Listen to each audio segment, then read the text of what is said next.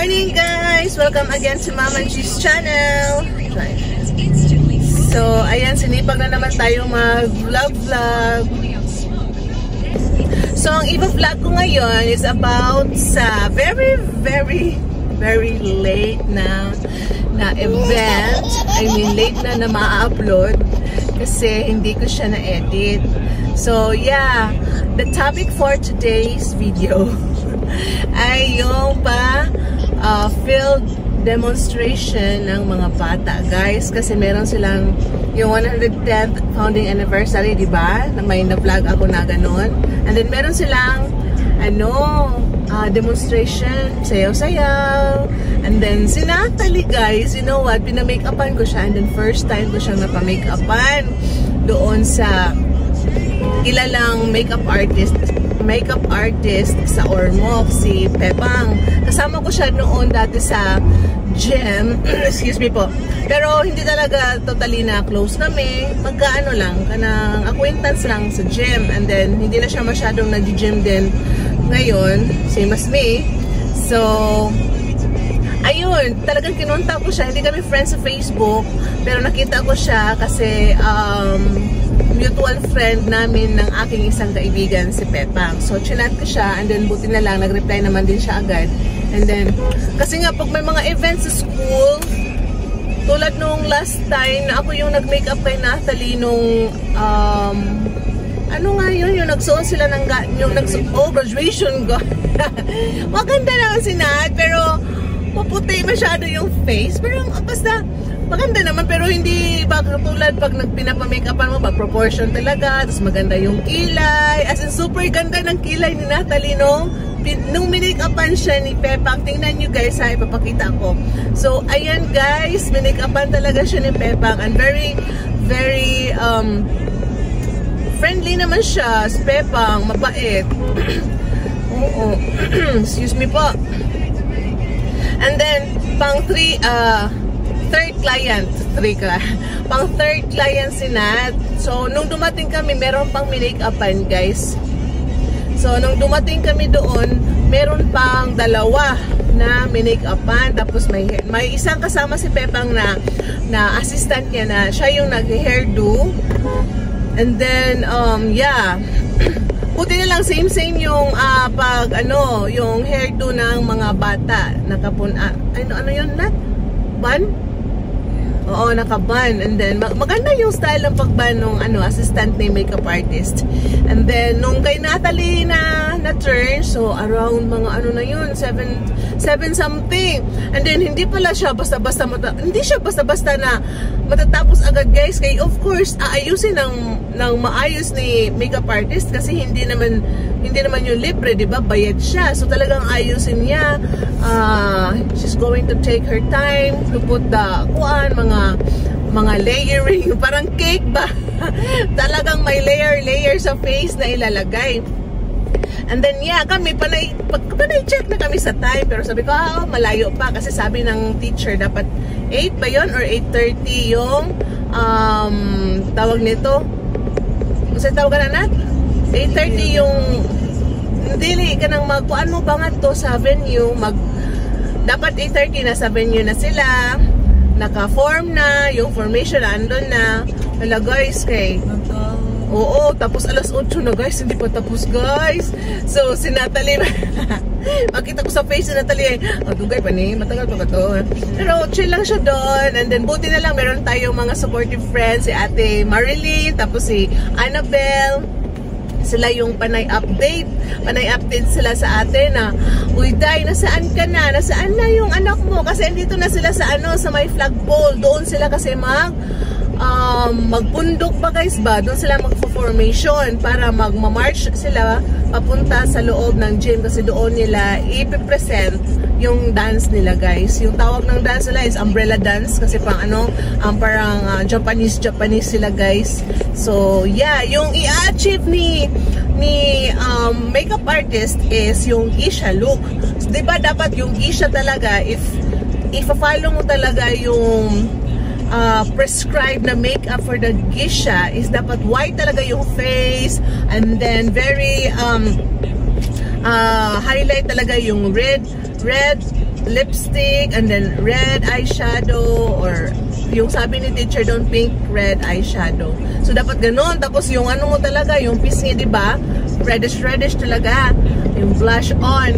But then, ang mga student, hindi sila masyadong umagri sa very white na face, guys, for a geisha look. So, buti na lang, nag-agree lang din naman yung teachers na, okay, fine. Kahit foundation na lang daw. So, yun, sinabi natin kay makeup artist na foundation na lang na not too white. Yung tama lang, sakto lang sa mabagay sa skin tone ni Natalie. So, ayan na nga. So, nag-ano na make-upan na. I really like the kilay talaga ni Natalie that time, guys. Very perfect talaga. Talagang, tinanggalan siya ng hairs. Hairs.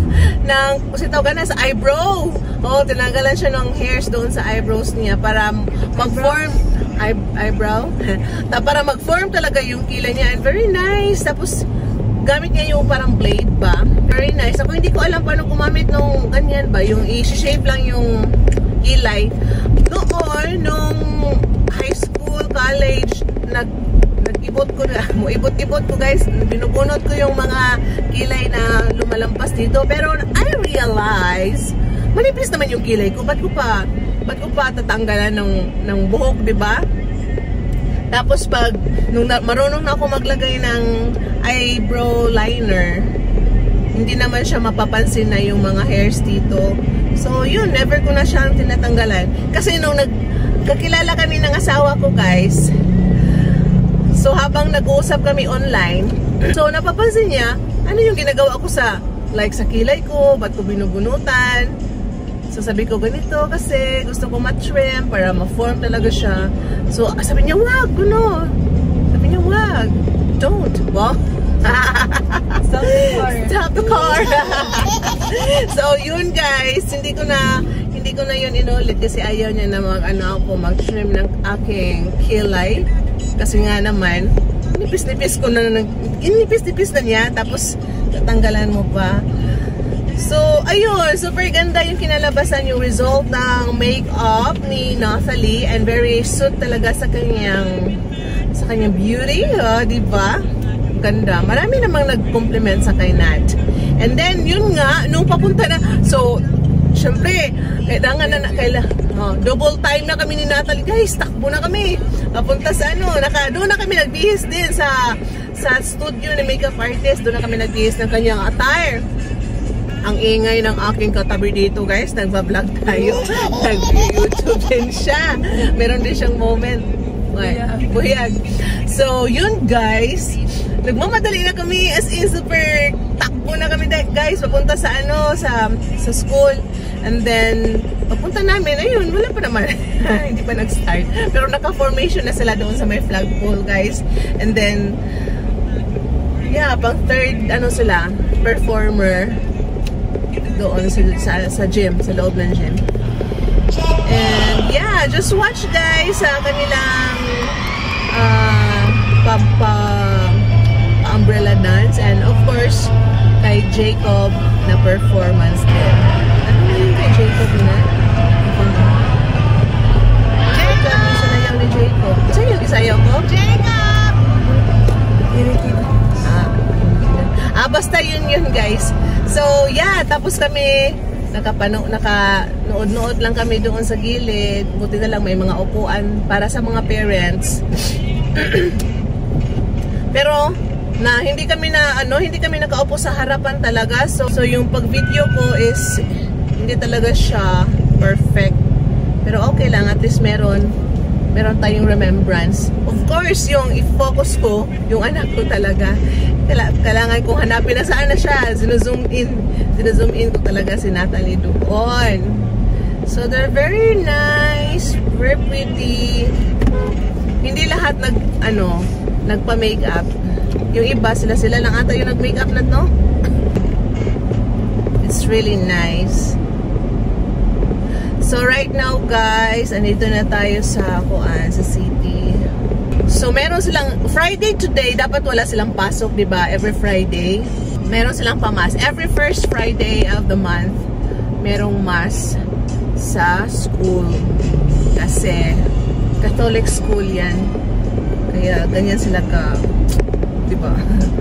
So it's already 7:30. And then kailangan complete uniform talaga sila mag-attend ng mass. Ang hangin ngayon, guys.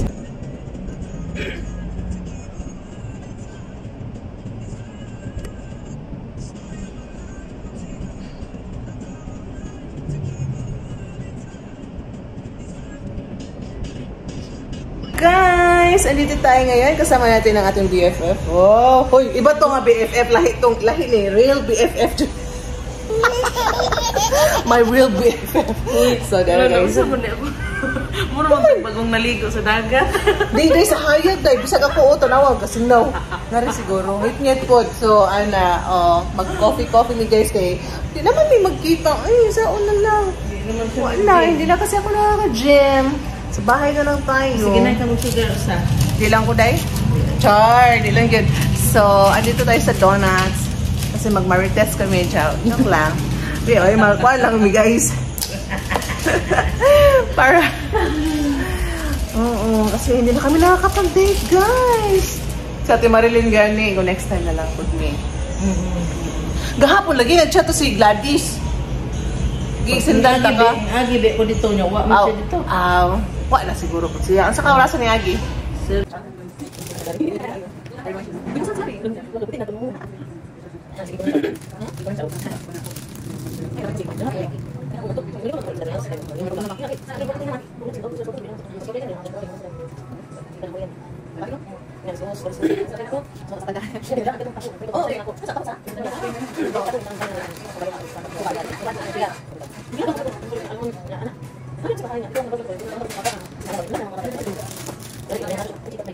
Nandito tayo sa Sabine Resort. Kakain ng breakfast si asawa, guys.